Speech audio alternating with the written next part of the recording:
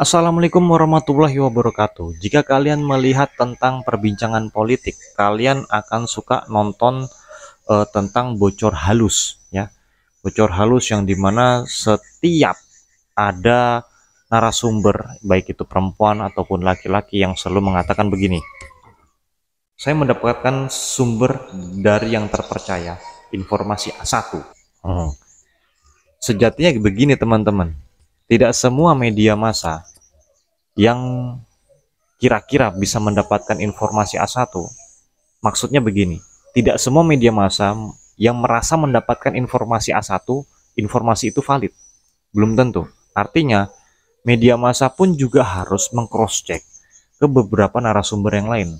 Karena begini, kalau misalnya media massa sekelas Tempo atau sekelas apapun terus mengatakan, saya mendapatkan informasi A1, saya mendapatkan informasi A1.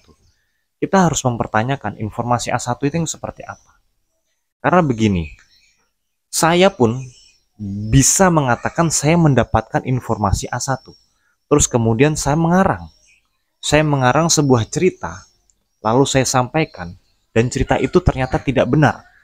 Dan saya katakan dalam cerita tersebut, ini berdasarkan fakta dari informan yang saya dapatkan. Kata-kata ini tentu akan membius para penonton yang dimana, wah, ini kredibel, ini sangat terpercaya, lalu akan mengaitkan dengan keadaan yang ada di sekitar. Tentu ini sangat berbahaya teman-teman. Kenapa? Karena tidak semua orang bisa mendapatkan informasi yang benar-benar valid. Dalam artian, sekelas jurnalisme atau jurnalistik investigasi yang benar-benar menggali informasi sampai yang terdalam, dia juga harus konfirmasi ke orang-orang yang lain apakah informasi ini valid atau tidak. Karena jangan sampai kejadian-kejadian yang ada di bocor halus itu juga sepatutnya kita pertimbangkan atau dalam artian kita perhitungkan. Itu tadi dari salah satu channel YouTube yang membagikan tentang informasi-informasi yang menurut mereka A1. Apa bedanya dengan Pak Mardi Gubuwi yang selalu mengatakan sumber dari intelijen saya? Jadi kata-kata ini seolah-olah menekankan kepada para pendengar bahwasanya informasi yang dia dapatkan itu benar-benar valid. Padahal informasi valid itu kita harus cek, cross-check, cek recheck bahasanya, yang artinya kita harus mencari sumber data yang lain. Terus kita validasi, apakah yang disampaikan oleh orang tersebut valid atau tidak. Karena penekanan narasi yang diciptakan oleh contohnya tadi Pak Mardi Gubuwi berdasarkan informasi dari intelijen pribadi saya. Nah, ini mengakibatkan para pengagumnya langsung percaya, menelan bulat-bulat apa yang disampaikan dari narasi Pak Mardi Gubuwi itu sendiri. Tentu bahasa-bahasa propaganda seperti ini sudah banyak kita dapatkan di media sosial. Bahkan untuk membentuk narasi-narasi yang sifatnya meyakinkan para pendengar atau para penonton, itu juga ada tekniknya. Bahkan saya bisa datangi orang di pinggir jalan, terus dia katakan, saya punya informasi A1. Kalau presiden itu begini. Kalau menteri itu begini. Kalau calon presiden itu begini. Tetapi kita tidak bisa meng-cross-check lebih jauh apakah orang ini kredibel atau tidak. Sama seperti tadi. Yang dibocor halus, mengatakan saya mendapatkan informasi A1, begitu juga dengan Pak Mardi Gubuwi, saya mendapatkan informasi A1. Tapi kita nggak pernah bisa mendapatkan informasi yang valid. Kita hanya meyakini dia orang yang terpercaya. Kenapa? Karena dia berusaha meyakinkan kita sebagai pendengar dan penonton untuk percaya. Dan salahnya kita sebagai penonton dan pendengar tidak mencoba menggali atau mencari informasi di luar daripada orang-orang tersebut. Seharusnya kita harus mencari informasi daripada orang-orang yang sering kita yakini. Kenapa? Tujuannya untuk memvalidasi mana yang sesuai dengan faktual, mana sesuai dengan asumsi. Jangan sampai asumsi dijadikan fakta, fakta dianggap hoax. Itu yang berbahaya. Karena begini teman-teman, yang namanya asumsi, pendapat, contoh pendapat saya, itu belum tentu sama dengan pendapat kalian. Tapi pendapat kalian belum tentu sama juga dengan pendapat saya.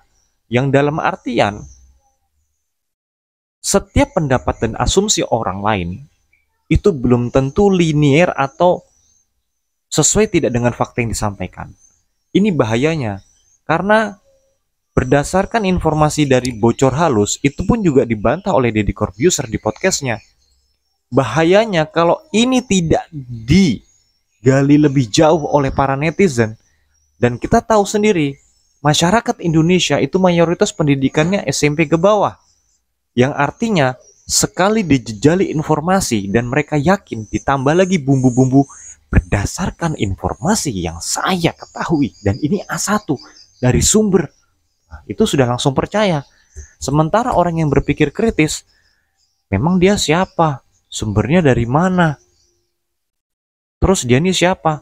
Cuma pekerja, cuma staf. Dia bukan pejabat.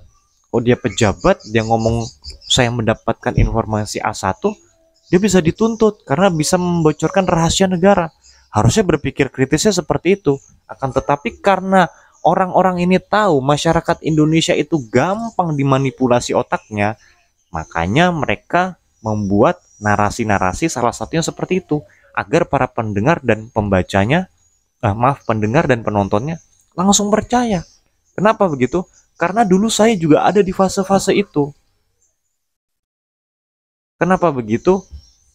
Kenapa saya bisa begitu? Karena saya dulu tidak mampu memfilter, tidak mampu memvalidasi, hingga akhirnya saya mampu memvalidasi ketika saya mendapatkan sumber-sumber yang lain dari orang yang berbeda, tapi dengan pembahasan tema yang sama.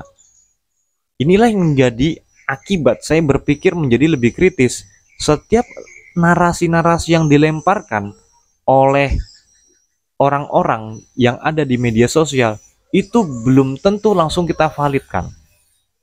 Apalagi sampai meyakini ini paling benar, itu yang sangat-sangat tidak masuk akal. Bagaimana dengan narasi-narasi tadi kemudian benar yang terjadi secara faktual? Itu juga cocok logi.